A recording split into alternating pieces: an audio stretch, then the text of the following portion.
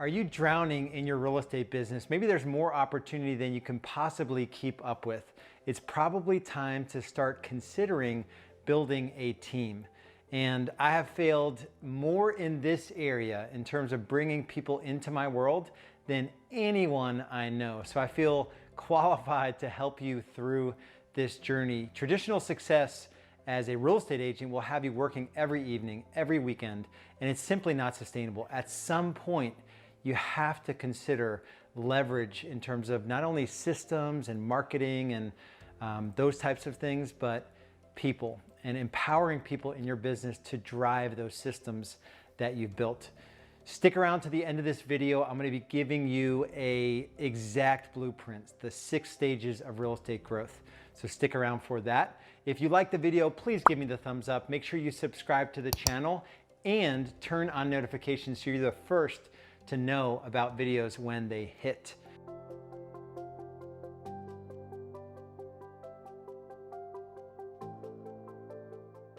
Let's break down this journey from agent to team leader or coach to business owner. It starts with having a clear vision for what you want in your real estate business. That's the first word of advice I would give you if you're looking to build a real estate team. It's this vision. For me, back in my early days of real estate, I sold 44 homes as a solo agent my first full year in the business. It was traditional success. I was like easily top 1% of my market, yet I was working full 7 days a week. I had no freedom of time whatsoever, and I was stressed out all the time, and I could not show up as a great husband. I could not show up as a great dad or even spend quality time with my newborn Anders at the time.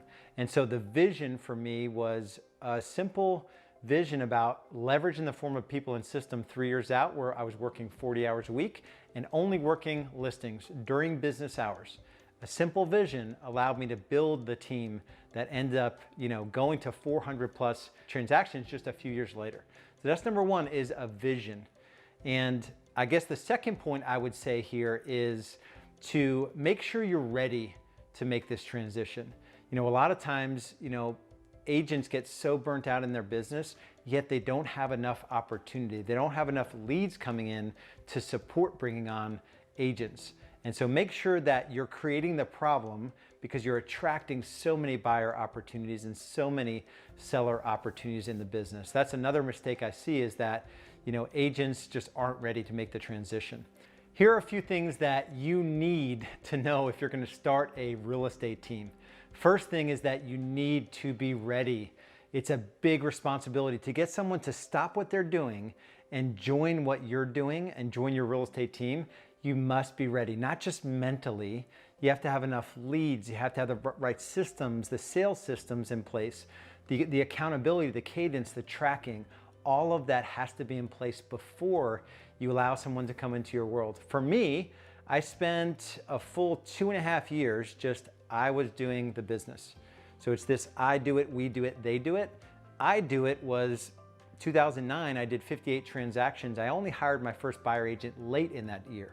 So I had a full-time administrator and I hired a buyer agent late in that year. I was already like full on 60, 70 hours a week. I was ready for someone to come into my world. And I had built out those tracking systems. I was generating enough leads, more than enough leads for someone else to come on. I had established my own cadence, and I knew what I was looking for in someone that would join my team. That's the second thing I would say, is make sure the people you bring into your world are people that you truly want to serve. What I mean by that, there is no other leadership besides servant leadership. You can't bring someone in and just expect them to be self-managed and hold themselves accountable. You need to be ready to come in and serve and help them achieve at a level that they couldn't do on their own. It's a critical distinction that I see many times. Agents that want to become business owners, they forget that culture matters. Culture, that's your core values. Those are the things that define who you are, and most importantly, who you want to surround yourself with. So some core values that we subscribe to, that we hold near and dear to our heart, is that we embrace accountability and discipline. We're not afraid to hold, ourselves and each other accountable. We hustle and work hard. when you're interviewing someone to come into your world, make sure that they exhibit those core values, right? You can ask questions about when you were in college, tell me, did you work any part-time jobs? Were you ever captain of a sport, right? You can identify their work ethic, or if they really do embrace accountability and discipline personally before they come into your world. That brings me to my last point, and probably the biggest mistake I made over the years. It actually came from my pastor, Steven Furtick of Elevation Church.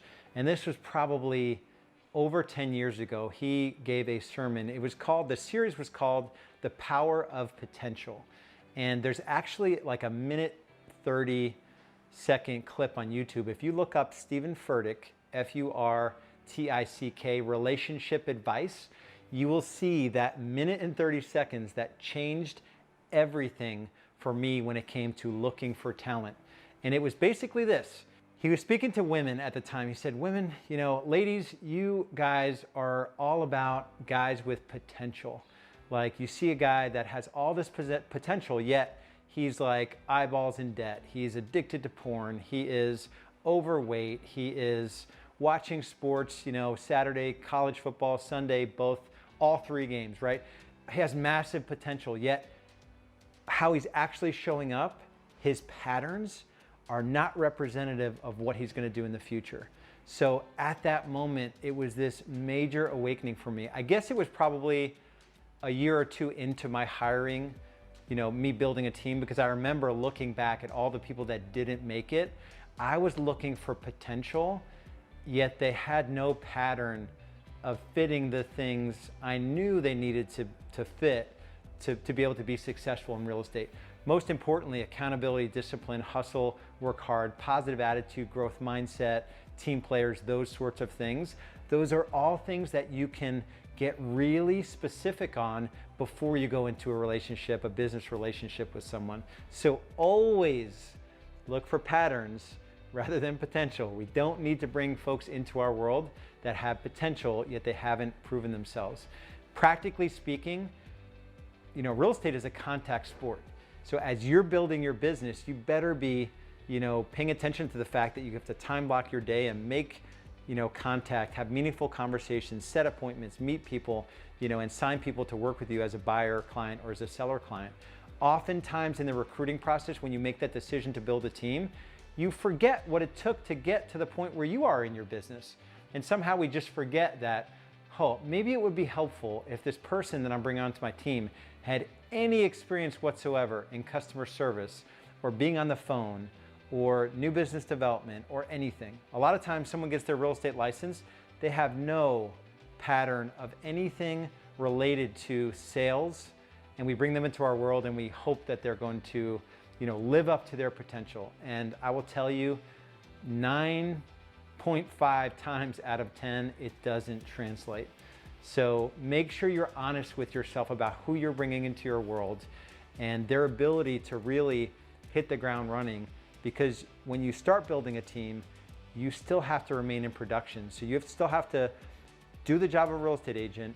Now you're a recruiter, an interviewer. You have to onboard these new agents and coach them, and you're still building systems in your business.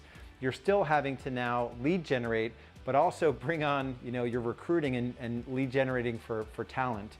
So it gets overwhelming pretty fast. And if you have someone in your world that you don't want to serve, that hasn't proven to themselves and before they enter your world that they have the ability to succeed in your world, then just do yourself a favor, do them a favor, and don't let them into your world.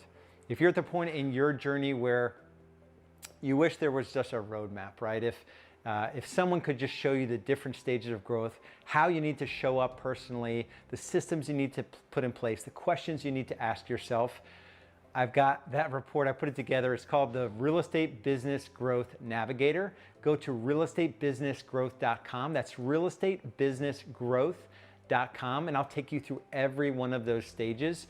Super valuable if you're looking to make this transition from agent to manager coach to business owner. If you like the video, give me the thumbs up, subscribe to the channel, and make sure you turn notifications on so you'll be the first to know about new videos when they hit. I'll leave you with a quick story before I let you go. clients of mine, AJ and Crystal Johnson, they were in a position when I first met them, they did 28 million the year I met them. Their team was not one, it was all potential, no patterns of success, a bunch of misfits when it came to the true core values that AJ and Crystal held near and dear to their hearts. We decided the easiest way through that situation was to let everyone on their team go. That's not all the time that we do that. They just knew that these group of individuals, they were good people and they never were going to show up the way that they needed them to. We wiped the slate clean. That next year, we were able to fill the team with folks that were a core values fit, that were willing to do the work, that had demonstrated a pattern of success before, and they went from 28 to 32 million that next year. They wiped out 5 agents, they rebuilt and they did 4 million more.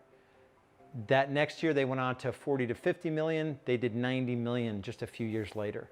And now their core values, the culture of their business, which we call core values, they are one of the tightest group of individuals. They're all, they all show up in the world very similar, and they're able to coach each other, lean on each other, push each other, hold each other accountable.